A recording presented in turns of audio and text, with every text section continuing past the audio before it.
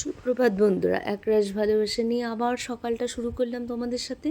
আমি ভয়েস দিই বলে কিছু মনে করো না, কারণ ওইখান থেকে না অনেক মিউজিক চলে, তো আমি পারি না কিছুতেই ওখানে ভয়েসটা দিতে, কারণ মিউজিক কপিরাইট হয়ে যায়। আমি ভালো আছি, আপনারা অবশ্যই ভালো আছেন।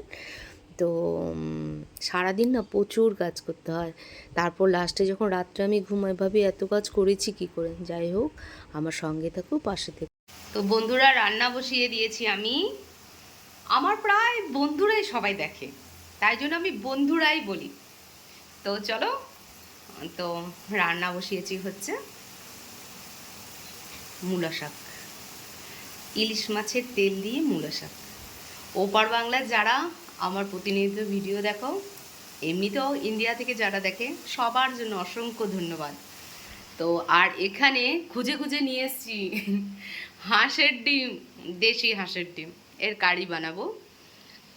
কালকে লটিয়া মাছ, সেটা আর ওরা খেয়ে পারেনি, তাই আজকে লটিয়া মাছের বড়া।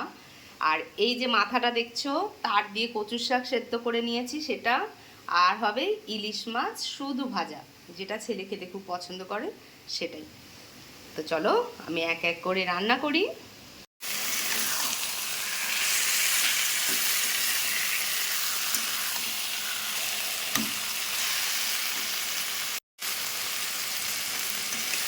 কে কে ভালো খাও ইলিশ মাছের মাথা দিয়ে কচুর শাক? আমি কিন্তু ভীষণ ভালো খাই, জানো তো।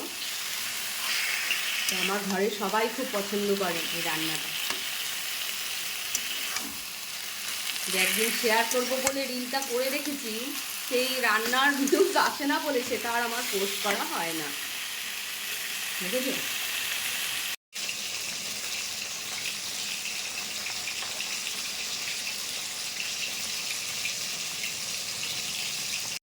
একদিকে দেশি হাঁসের ডিম আর একদিকে বসিয়ে দিয়েছি ইলিশ মাছ।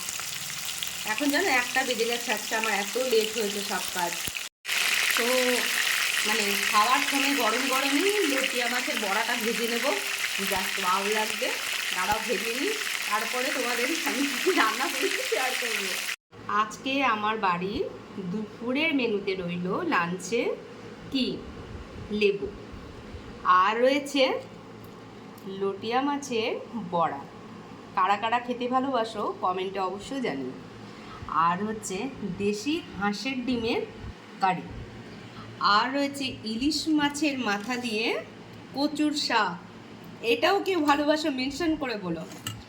আর হয়েছে ইলিশ মাছ ভাজা, তার সাথে একটু কাঁচা লঙ্কাটা তেলে দিয়ে নিয়েছি কারণ ছেলে খুব ভালো খায়। আর হয়েছে মূলো শাক, আর অবশ্যই ভাত, তাছাড়া খাবো কী করে। তো আজকে রাত দিনের এইটুকুই মেনু তোমাদের সাথে শেয়ার করলাম। শুভ দুপুর বন্ধুরা, খাবার খাবো, স্নান করেছি সকালে, তো একবার স্নান করে পুজো হয়, তারপর আবার স্নান করেছি।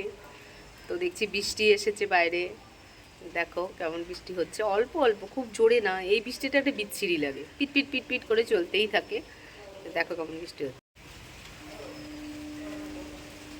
বুঝতে পারছো কেমন বৃষ্টি। তার মধ্যে দেখো ও এসে এখানে বসেছে। এই কিছুদিন পরে পাশে একটা অন্যরকম করে প্লাস্টিক দিয়ে ঘর করে দেবো, 8-9টা কুকুর আছে, ওরা থাকবে, ভীষণ বিশ্বস্ত জানো তো, স্ট্রিট ডগ পালা খুব ভালো। তো বন্ধুরা, আজকে না একজনের বাড়িতে নিমন্ত্রিত, মানে বোনেরই বন্ধু বা আমার ছোটো সোনার বন্ধু, মানে সেই মারফতই আমায় নিমন্ত্রণ করেছে। মেয়েটা জীবনে অনেক স্ট্রাগল করেছে, বোনের মুখে অনেক শুনেছি, ভীষণ ভালো মেয়ে, পোস্ট অফিসে চাকরি করে। তো খুব বৃষ্টি হচ্ছে, যাব কি যাব না, আর যেতে পারবো কি না টাটা বিয়ারিংয়ের ওখানে। তো যাব বোনের সাথে রাত্রেবেলা।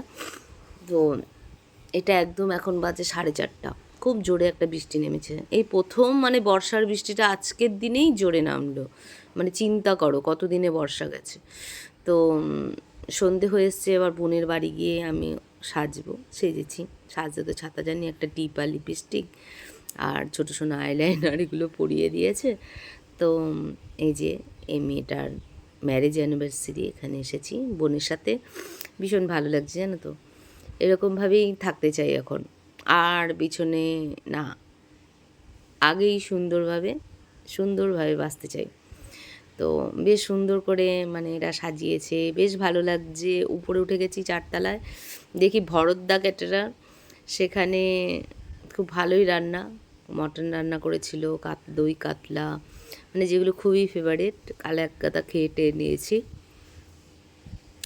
কোনো চিন্তা ভাবনা না করে। এই যে খাওয়ার, কিন্তু ভেজিটেবিল চপটা কিন্তু আমি খাইনি, বুঝলে তো। তো যাই হোক খেয়ে নিয়েছি, এবার বাড়ি আসার পালা, রাত হচ্ছে।